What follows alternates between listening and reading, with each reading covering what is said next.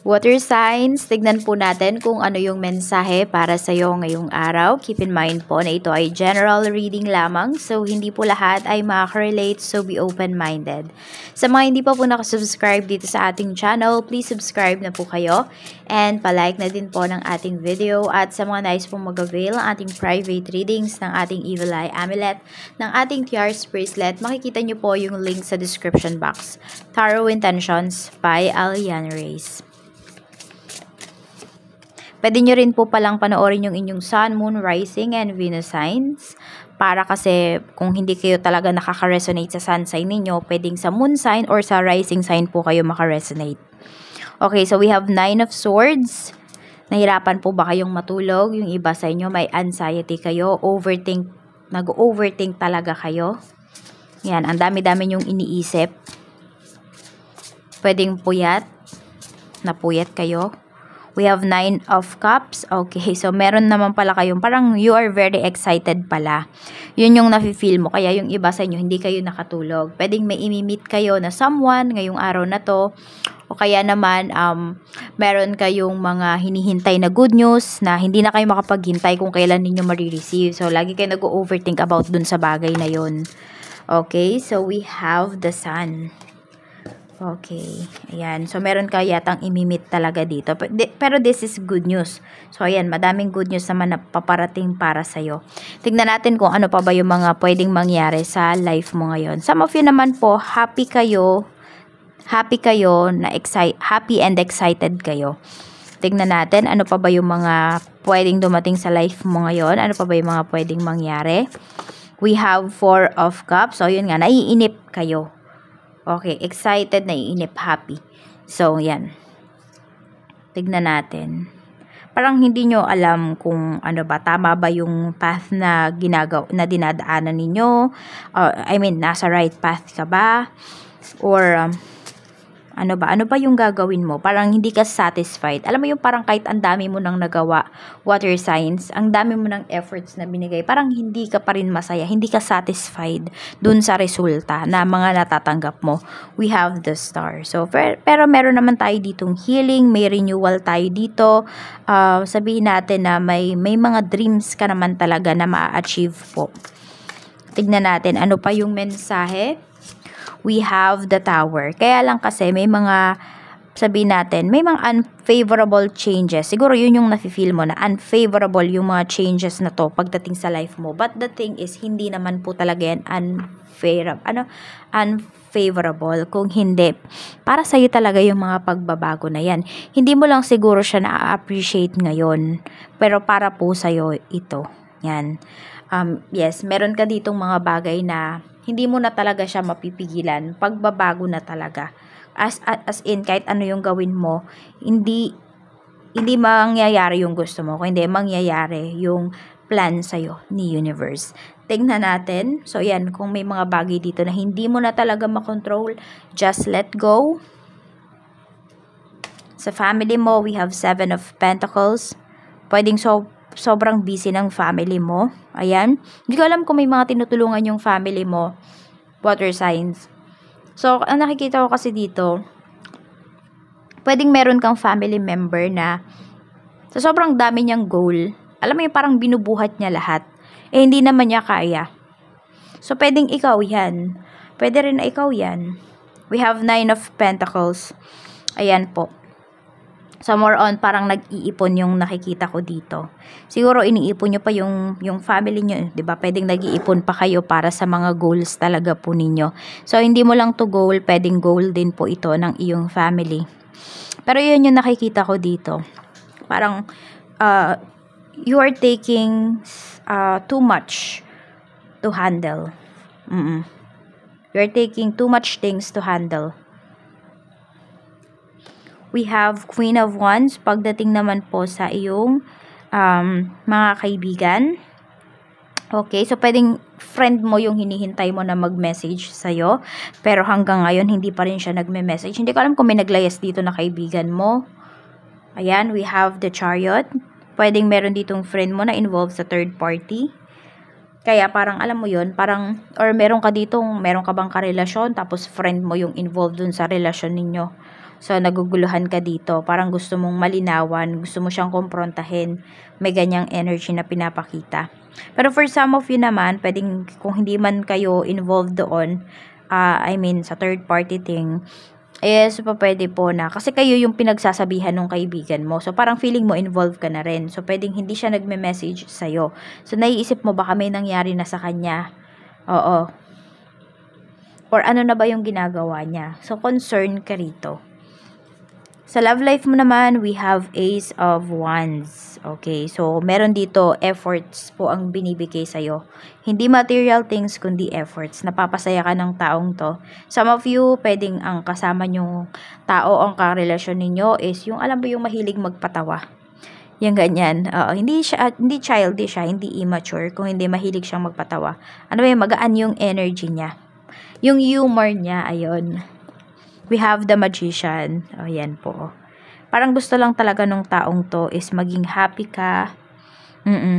Yan o, sabay nyong i-achieve yung goals po ninyo. Pero yung iba sa inyo, medyo nakukulangan kayo sa mga, binibigay na efforts ng person mo. Pero siguro as of this time, yun lang talaga yung kaya niya. As long as naman nagkakaintindihan kayo at nag-e-effort naman kayo parehas pagdating dito sa inyong relasyon, so wala naman kayong magiging problema. Tignan natin pagdating naman po sa kaperahan. Sa kaperahan, we have 5 of Wands. Okay. So, ayan, medyo may struggle. Parang may mga tao kasi dito na urong-sulong yung pagsuporta nila sa'yo. Okay, pwedeng kung ikaw ay single mom or single dad, so kung hati kayo ng nanay or tatay ng anak mo dun sa sustento, minsan hindi siya nagsusustento, minsan naman tuloy-tuloy yung sustento. Kaya nahihirapan ka. We have the Lovers. Okay. Okay. Yung iba naman po sa inyo, pwedeng yung karelasyon nyo is ayan, parang pinipigilan niya kayo dun sa mga pwede nyo pang ma-achieve. Meron naman dito, gaganda po yung finances ninyo, yung kaperahan ninyo, pagdating sa pagkakaroon ninyo ng karelasyon. Ibig sabihin, magkarugtong talaga yung kaperahan nyo at saka yung relasyon nyo. Pag maganda yung relasyon nyo, maganda rin yung kaperahan nyo. Okay, parang naglalaban sila. O pwede rin hindi siya magkadugtong kung hindi naglalaban yung yung kaperahan mo at saka yung love life mo. Pag maganda yung love life mo, hindi okay yung kaperahan mo or the other way around. Pwedeng ganun yung nangyayari sa'yo. Oo. Sabi nga kasi 'di ba, hindi naman talaga natin makukuha lahat. So, meron at meron pa rin tayo talaga na nanaisin kasi wala sa atin yung bagay na yon. So, ayun, pwedeng medyo mabagal yung kaperahan mo dahil maganda yung love life mo. Yung iba naman po sa inyo dito na okay yung kaperahan ninyo, ang nangyayari, you are wishing for love life. Kaya lang parang hindi siya binibigay sa'yo. Pwedeng may mga nakikilala ka, water signs, pero hindi siya nagtatagal. Tingnan natin pagdating naman po sa trabaho. Sa trabaho naman, we have King of Swords. Ayan. So, alam mo yung very proud ka kung ano yung trabaho mo. Ayan po. And you are making memories. Okay, you are making memories pagdating dito sa trabaho. Kasi ayun pala, nandun kayo sa kaisipan water signs na hindi forever yung trabaho nyo. Alam mo yung nasa reality po kayo. Na tapos yung iba naman po sa inyo, alam nyo siguro talaga na, or sinasabi mo sa sarili mo na hindi ka magtatagal sa gantong trabaho. I mean, you will explore more. Yun. We have the Hanged Man. Ayan. Pero tiis-tiis muna. Kaya you are making memories talaga pagdating dito sa iyong trabaho. Kasi alam mo na hindi forever nandito ka sa trabahong ito. Kasi gusto mo din namang mag-grow. And alam mo yung kakayahan mo na mas maibibigay mo pa yan dun sa tamang company, sa tamang trabaho na mas maganda yung kikitain mo. Tingnan natin ano pa yung mensahe pagdating naman sa negosyo. Sa negosyo, we have 3 of Pentacles. Ayan po, pagdating sa iyong negosyo. We have 8 of Swords. Okay, tingnan nyo. Parang sa isa lang kayo nakatingin dito, hindi ba? Okay, more on nakikita ko dito, pwedeng mode of payment po ito. Water signs. So, dati siguro ang mode of payment nyo lang is cash. Pwede ngayon, nag-explore na kayo. Nilalawakan nyo na. Pwede na yung credit card, debit card, ano pa. Or pwede na yung GCash, tumatanggap na rin po kayo niyan. Kaya lang medyo nagkakaroon kayo ng problema. Siguro dahil hindi nyo pa gamay. Ayan o, 'di ba? So, nilalawakan nyo na nga po talaga. Kasi kailangan nyo talagang sumabay. Kailangan niyo maging innovative. Kailangan dynamic kayo. Kumikilos po, dapat gumagalaw din talaga yung business ninyo for improvement. Tingnan natin ano pa yung mensahe para sa'yo. Mensahe po para sa'yo. Tingnan natin. Okay, kaya dito nakikita ko, yung mga may utang sa'yo, parang wala na silang dahilan para sabihin nila, ay wala akong cash eh. O, di yung ATM nila. Yung iba sa inyo, ayan, ATM yung kuhanin ninyo. O, ano pa, magbayad sa GCash.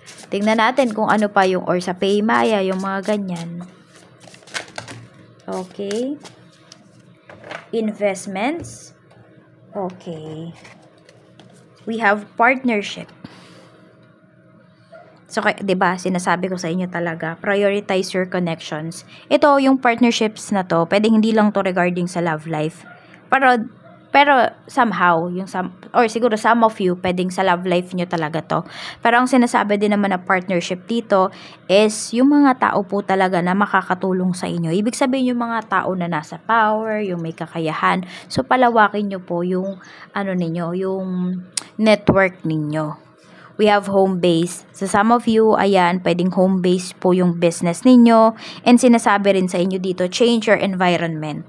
Ayan. O, kung wala kayong home base business or wala kayong negosyo, this is the time para po kayo ay magnegosyo sa bahay. Ayan. Ibahin nyo daw yung environment ninyo. Ibahin nyo yung routine ninyo. Diba kung naboboard na kayo sa bahay, wala kayong ginagawa, and then, ayan po.